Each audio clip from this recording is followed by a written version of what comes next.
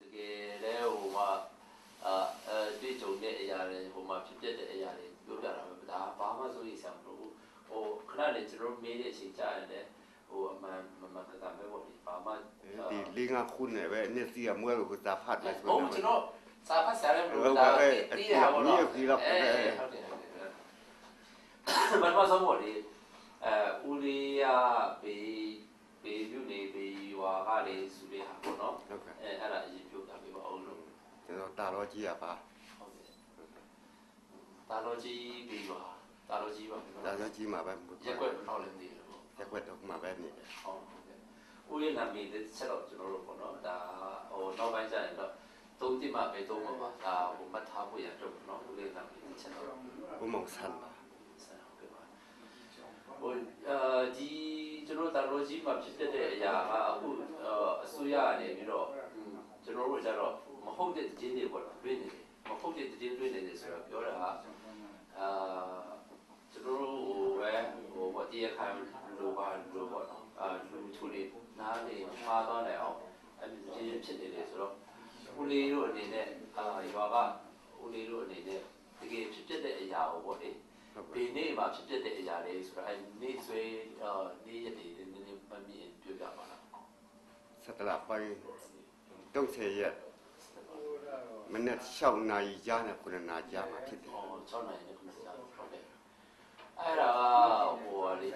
ပြစ်တာကဘေးရက်ွက်တွေမှာခြိသွားတယ်ဒီပြစ်တာကကျွန်တော်တို့ရက်ွက်3မှာပဲထိတယ်ကြောင်းမှာပဲထိများတယ်ရက်ွက်3ကြောင်းအထက်ပါတလုံးထိတယ်ကြောင်းမှာနှလုံး3လုံးနှလုံးအမှန်သွားထိတယ်ဟုတ်ကဲ့ကျောင်းဆိုတာဘုန်းကြီးကျောင်းလားဘုန်းကြီးကျောင်းဘုန်းကြီးကျောင်းဘုန်းကြီးကျောင်းဘုန်းကြီးကျောင်းမှာထိသွားနှလုံးထိတယ်ပေါ့နှလုံးထိတယ်တလုံးကမိဆက်မှာထိတယ်မိဆက်မှာထိတလုံးကတော့ဝလန်တာမှာထိတယ်အထက်မှာလိုက်ချောက်ထိတာတန်ရာရကြတော့တာဟုတ်ကဲ့ဘယ်တော့တန်ရာရတာလဲဒီမှာ6ယောက်ကတန်ရာရတော့တယောက်ကပွဲချင်းပြီးတည်သွားတယ်စေးမှာတော့ကြတယ်စေးမှာနော်အောက်စေးမှာကြတယ်ဟုတ်ကဲ့အဲ့တည်သွားတဲ့လူရဲ့နာမည်တစ်ချက်တော့သိနိုင်မလားဒီဆန်းရ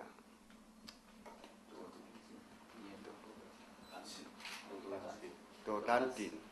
န်စင်ဒီကဒီတော့တော်တန်စင်ကအတက်ကဘယ်လိုရှိလဲဒီတော့50ကျော်လောက်ပဲရှိတယ်50ကျော်ဟုတ်ကဲ့တခြားအဲ့မှာခြိသွားတဲ့တန်ကြာရတဲ့လူတွေကအဲ့တာလိုကြီးရွာပဲလားဒါမှမဟုတ်အဲ့တီတီပါလားပဲလူတွေဟာတာလိုကြီးရွာစန်ထွန်းတို့နောက်ကပ်ရဟိုစံမင်းကျောင်းမှာတို့အဲ့ဒါအဲ့တဲ့တာလိုကြီးရွာများတယ်ထိသွားတာဟုတ်ကဲ့ကျောင်းမှာကျောင်းမှာကြားတဲ့ဟာထိသွားပါတော့ထိသွားတယ်ဟုတ်ကဲ့အခုအဲ့ဒါဆိုတော့အဲ့တန်ကြာရတဲ့လူကြတော့ပြန်မှာပြန်ဆေးရုံတက်တာပါညာပြန်မှာပြန်တက်တယ်မြစ်နာဆေးရုံမှာတော့တက်ထားကြတယ်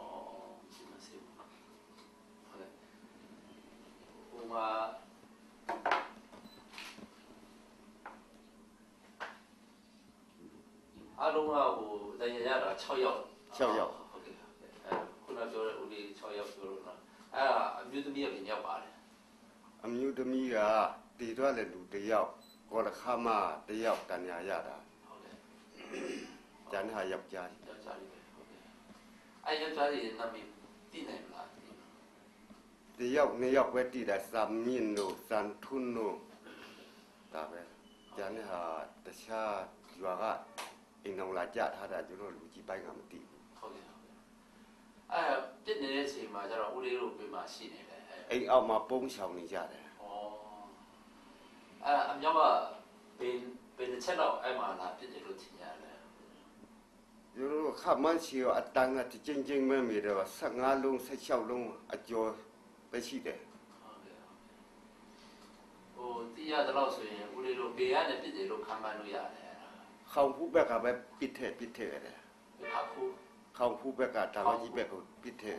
ခေါင်ဖူးဒီကြောင်းကြောင်းခံထားတယ်ဟုတ်ကဲ့အဆိုတော့အဲ့မှာခေါင်ဖူးဘက်မှာက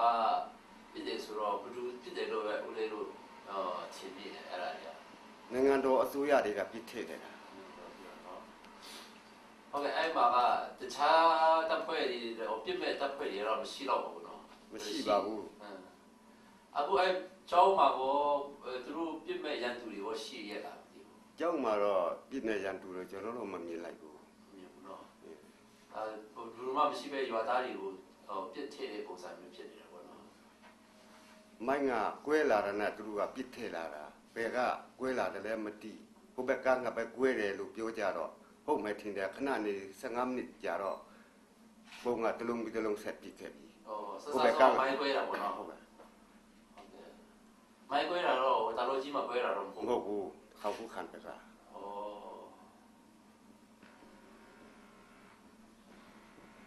အဲ့ဒါဟိုနိုင်ငံတော်အစိုးရစစ်တပ်ဆိုတော့အဲ့ပါကိုလေးတို့ဘေးတက်မန်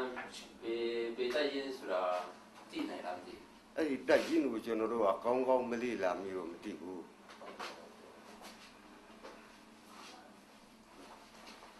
အဲ့မှာဦးလေးတို့နဲ့တော့ဦးလေးတို့ရွာနဲ့တော့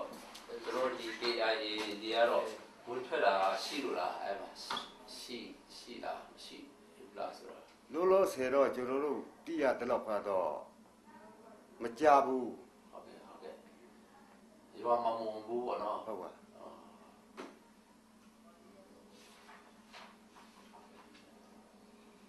အဲ့ဆိုတော့အခုတန်ရာရတဲ့လူကဆေးရုံမှာပြန်ရောက်တော့ဆေးရုံမှာနည်းနည်းတန်ရာပြင်းတာရှိလား တယောက်နှစ်ယောက်ကတန်ညာပြင်းထန်သွားတယ်တယောက်ကလက်ဖြတ်ရမယ်အဆင့်ရှိသွားတယ်တစ်ဖက်တစ်လုံးတယောက်ကပေါင်မှာအသားမှာဖောက်ထွက်သွားတယ် ဟုတ်ကဲ့ တယောက်ကဥဒန်ထွန်းကတော့ပေါင်မှာကြည်ဆန်မထုတ်ရတယ်ဘူးမိုင်းဆန် ဟုတ်ကဲ့မိုင်းကအကြီးကြီးလို့ပြောတာဘာမျိုးစားမိုင်းလို့ဦးလေးကြားမိတယ်အဲ့သူတို့ပြောတွေဟာ ဒီလက်နဲ့ကြီးကတော့ကျွန်တော်တို့ကခွဲရှားလို့လည်းမပြောတတ်မမြင်ဘူးတော့ဘာမော်တာတီလာဘာတီလာဒါပဲဝေဖန်ရတာ ဟုတ်ကဲ့အဲ့ဒါလိုကြီးနဲ့သူတို့ပြတဲ့ခေါင်ဖူးကဘယ်လောက်ဝေးလဲဦးလေး เขาพูดเนี่ยสูนอตาลอจีเนี่ยตะไมปะวุนจินนี่ปันตะพาลงจอ ทำไมเนี่ยพาลงก่อนเนาะ ตะพาลงตะไมก็ก็มาปีบู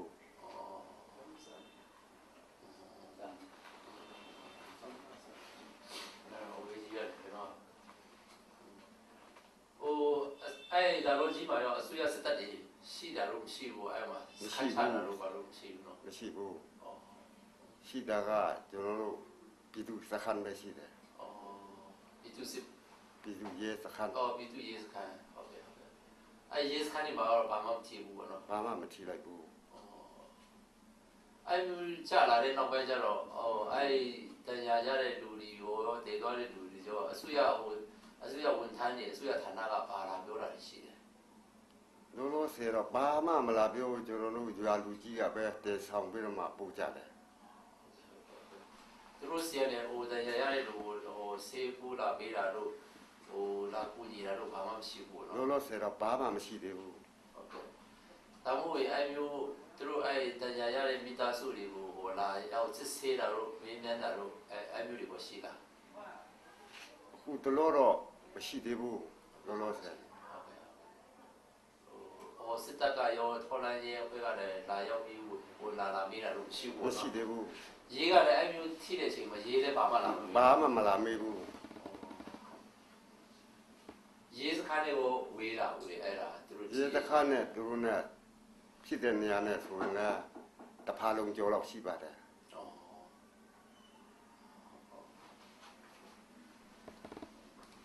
အဲ့ဒီဖြစ်တဲ့နောက်ပိုင်းမှာလည်းရေးတွေကဘာမှလာမပြောဘူးနော် ဘာမှမလာပြောရေးကလည်း ဟယ်လိုတို့ယူပါဒါဦးလေးနဲ့ဒီလိုဆွေးနွေးနေဆိုရအောင်ကျွန်တော်တို့ဘောလေပူရတေချာပေါ့နော်ဘာကြောင့်လဲဆိုတော့ကျွန်တော်တို့ဒီတိခတ်မှုကအစိုးရအနေနဲ့နိုင်ငံတော်အစိုးရကတော့ကျွန်တော်တို့ KAD ရဲ့လုပ်ချက်ပါ KAD ကတော့အပြစ်ပေးပြည်သူတွေကိုပြစ်ပါတယ်ဆိုတဲ့ဟာမျိုးရှိလို့ပေါ့နော်ဒါဦးလေးလူနဲ့ကျွန်တော်တို့တွေ့ပြီးတော့မှဦးလေးလူရဲ့အဖြစ်ပြက်အမှန်ကိုသိချင်လို့ပေါ့နော်ဒါ ဟုတ်ကဲ့ဟုတ်ကဲ့ တခြားတော့ဘာမှမဟုတ်ပါ ပါဘူး ဟုတ်ကဲ့ ဒါဖြစ်တဲ့မှသိချင်လို့ပါပါ ဟုတ်ကဲ့ ဦးလေးတို့ရွာမှာဟိုကဲလို့ဝန်တာလည်းမရှိဘူးဟိုကဲရီလည်းနားနေတော့မရှိဘူးဆိုတဲ့ဟာပဲကြားရတယ်ပေါ့နော် ဟုတ် အရင်ကတော့ဒီပြခတ်မှုမတိုင်ခင်ပေါ့အရင်ကတော့ကဲရီဝန်တာမျိုးရှိလာဘူးလို့ အရင်တုန်းကတော့တွာလာတော့နည်းနည်းချင်းချင်းရှိတယ်ကြားလိုက်ယုံမဲ့ကျွန်တော်တို့လက်တွေ့လက်မမြင်ဘူး ဟုတ်ကဲ့ဒါအကြာပြီပေါ့နော်ဘယ်လိုကြာပြီလဲအဲ့ဒါဟာ တလနိဗ္ဗာန်ရပောင်း20ကျော်လောက်ဒါပဲကြားလိုက်တယ်လာတယ်လို့ကြားလိုက်တယ်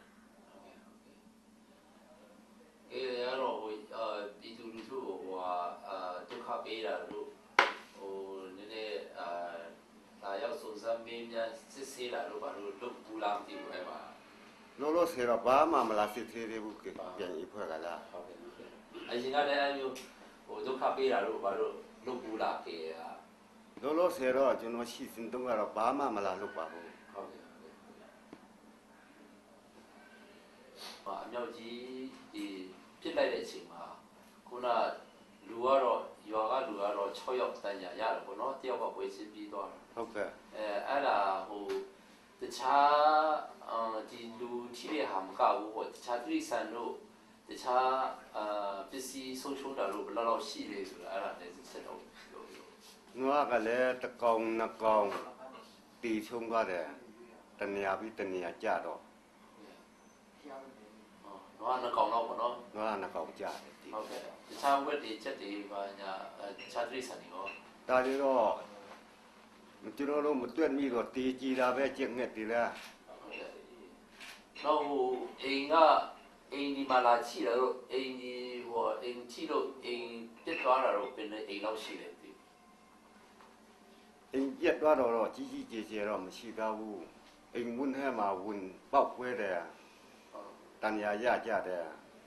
ကြက်ငှက်တီဝတ်တီသွားတယ်ဒါတော့ပဲကျွေးနွားတွေတီသွားတယ် ဟုတ်ကဲ့ဟုတ်ကဲ့ဟိုမိမှုချောင်းတို့ဘာလို့ကန်ဒီကိုရဲ့အစစ်စစ်မိမှုချောင်းမှာလာကြတာလို့မရှိတာ မရှိတော့ဘူးဒါတော့ อ๋อ ဆန်ထဲမှာတို့ဆန်နပီးမှာတို့ဒါတော့ပဲကြသွားတယ် ဟုတ်ကဲ့ဟုတ်ကဲ့ဟိုအဲ့ဒီကြပြီးတော့မကွဲတဲ့ဟာတွေရှိတာပြီလို့ ဒါတည်းလည်းတစ်လုံးနှလုံးကလေးလာပြောတော့ရှိတယ်အခုတည်းကဘယ်သူမှမတတ်ပေါ်ရဘူး ဟုတ်ကဲ့ဟုတ်ကဲ့ဟုတ်ကဲ့ကျေးဇူးပါပဲအဲ့ဆိုတော့